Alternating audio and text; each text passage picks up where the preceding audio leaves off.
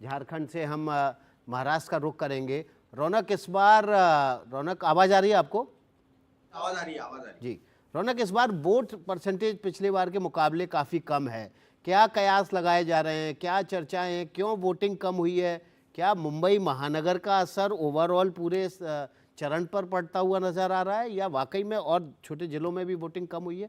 और मतदाताओं की उदासीनता की वजह क्या है? जी देखिए, विकास जी, मुख्य तौर पर अगर देखें तो अभी पूरा आंकड़ा आना बाकी है, लेकिन 5 बजे तक का जो आंकड़ा है उससे लग रहा है कि वोट परसेंटेज जो है वो बढ़ सकता है। और अगर मुंबई की बात की जाए तो मुंबई में 2019 में केवल 47% ही वोट पड़े थे, लेकिन अगर 5 बजे तक का आंकड़ा मुंबई का देखे तो अभी 49% वोट ऑलरेडी पड़ चुके हैं। उसके बाद का अभी जितनी लाइनें 6 बजे तक पोलिंग स्टेशन के बाहर लगी थी, उन सबका वोट कराने के बाद चुनाव आयोग जो है वो अपना पूरा आंकड़ा जो है वो रात 9 साढ़े 9 बजे के बाद जो है वो देगा। लेकिन मुख्य तौर पर जिस तरह से अभी कई एग्जिट पोल बता रहे हैं, उससे साफ तौर पर ये लग रहा है कि एनडीए को जो एज दिखाया जा रहा है उसमें प्रमुखता से एक बड़ा कारण लाडली बहन योजना देखने को मिल रही है। और दूसरा, अगर ये वोट परसेंटेज बढ़ा है तो उसके कई कारण हो सकते हैं। एक तो लाडली बहन का इफेक्ट हो सकता है, दूसरा लगभग 288 सीटों पर 4000 से भी ज्यादा उम्मीदवार जो है वो मैदान में थे।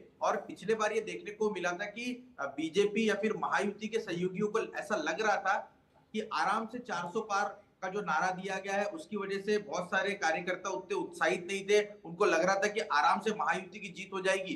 तो लोकसभा चुनाव में जिस तरह से महाराष्ट्र में महायुति को झटका लगा, उसके बाद दूसरे दिन से ही महायुति के नेताओं ने एक एक कर प्लानिंग कर काम करना शुरू किया। और मुझे ऐसा लगता है कि ये मोबिलाइज किया गया है, जिसकी वजह से वोट परसेंटेज कई जगहों पर जो है वो बढ़ा हुआ देखने को मिल रहा है। जी, तो रौनक, इसके पीछे ये भी कारण है कि जो आपने एक शब्द का इस्तेमाल किया, मोबिलाइज किया गया, कि आरएसएस और उसके जो साथी संगठन हैं, क्या उन्होंने इस बार ज़्यादा तत्परता दिखाई है पिछली बार लोकसभा चुनाव से अगर तुलना करें तो?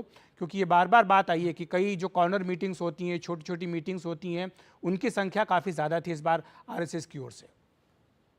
जी देखिए अखिलेश जी, निश्चित और तौर ये पर भी ये कहा अपडेट जा एक सकता आया है है, रौनक, माफ़ी चाहूँगा, एक चीज़ और जो अभी अपडेट आया है, जो हमारे साथी संजय तिवारी ने नागपुर से भेजा था, जो आपने भी आगे बढ़ाया है, कि देवेंद्र फडणवीस कुछ देर पहले महाल में गए हैं, नागपुर में आरएसएस हेडक्वार्टर में, और वहाँ पर भी उनकी 1 घंटे करीब मीटिंग चली है।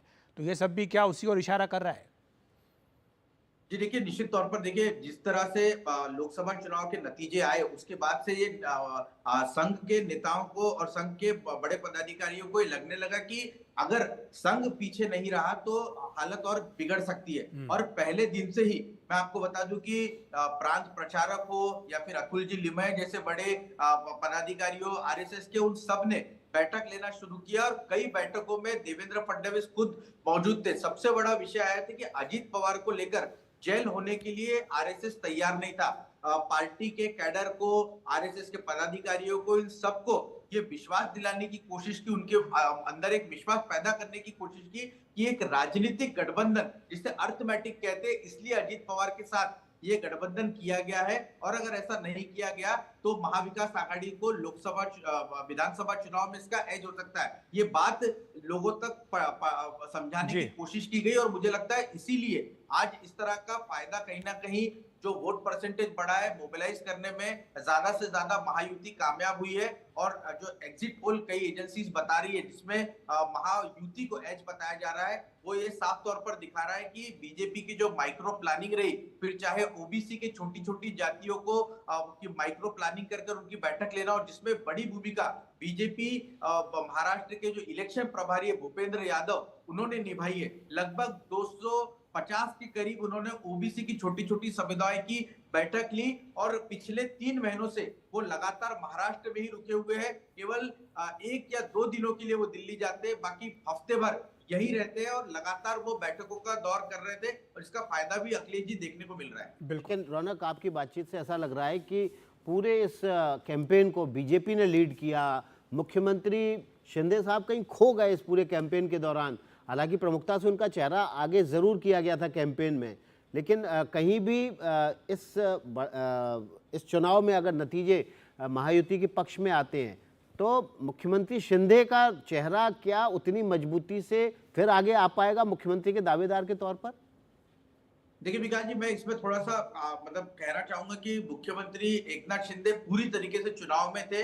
उन्होंने जबरदस्त तरीके से रैलियां भी की है और अपनी एक छाप भी लाड़की बहन योजना की वजह से, जो मुख्यमंत्री लाड़की बहन योजना उन्होंने शुरू की, उसकी वजह से वो पहले ठाणे डिस्ट्रिक्ट तक के एक नेता माने जाते थे, लेकिन अब विदर्भ के या फिर पश्चिम महाराष्ट्र के या कोकण के घर घर तक एकनाथ शिंदे पहुंचने में कामयाब रहे।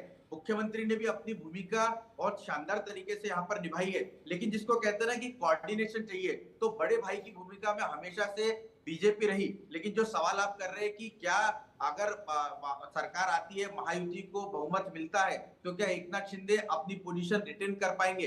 मुझे लगता है बीजेपी के लिए बहुत ट्रिकी ये सवाल रहने वाला है, क्योंकि कैडर को ऐसा लगता है कि पिछली बार मौका एकनाथ शिंदे को दे दिया गया, लेकिन अगर इस बार बीजेपी बड़ी पार्टी बनकर उभरती है तो देवेंद्र फडणवीस को ही कमान सौंपनी चाहिए। लेकिन ये फैसला इतना आसान बीजेपी के वरिष्ठ नेताओं के लिए नहीं रहने वाला है, क्योंकि एक नैरेटिव यहाँ पर यह भी चलाया जा सकता है कि मराठा को हटाकर किसी ब्राह्मण को मुख्यमंत्री बनाया जाना चाहिए कि नहीं, या फिर केंद्रीय नेतृत्व कोई स्टेटस को रखेगा। अभी जिस तरह से चल रहा है उसी तरह से एकनाथ शिंदे मुख्यमंत्री रहेंगे और फडणवीस और अजित पवार उप मुख्यमंत्री रहेंगे। बिल्कुल रौनक, लेकिन ये सारी बातें तो कयास ही है, क्योंकि ये तो सिर्फ हम एग्जिट पोल के रुझान के आधार पर ही चर्चा कर रहे हैं। दर्शकों को बता दें कि एनडीटीवी ने कोई एग्जिट पोल नहीं किया है। ये जो आंकड़े आप देख रहे हैं अलग अलग चैनल्स के और कुछ अखबार के जो एग्जिट पोल है उनके आंकड़े हैं, और हमने केवल एक औसत निकाला है, एक निचोड़ निकाल करके आपके सामने तस्वीर रखने की कोशिश कर रहे हैं। लेकिन जो बात रौनक कह रहे थे विकास, इसलिए भी दिलचस्प हो जाती है क्योंकि ये जो सारे एग्जिट पोल आ रहे हैं इनमें अगर आप पार्टी वाइज आंकड़े देखेंगे महाराष्ट्र के, तो बीजेपी सबसे बड़ी पार्टी के तौर पर उभर सकती है। ये भविष्यवाणी की जा रही है 100 सीट से ऊपर बीजेपी की आ सकती है। और जो दूसरी पार्टी है महायुति में शिंदे, शिवसेना शिंदे, वो 50 के आसपास रहेगी। यानी पूरा 50 का अंतर दोनों पार्टियों के बीच में दिखाई दे रहा है। तो इसीलिए सवाल महत्वपूर्ण हो जाता है कि सीएम कौन रहेगा। बिल्कुल। और देखिए जो शिवसेना शिंदे गुट लोकसभा में भी अपना जो नरेटिव सेट करने की कोशिश की उसने, और बार बार बीजेपी लीडरशिप ने भी कहा कि स्ट्राइक रेट हमारा ज़्यादा है।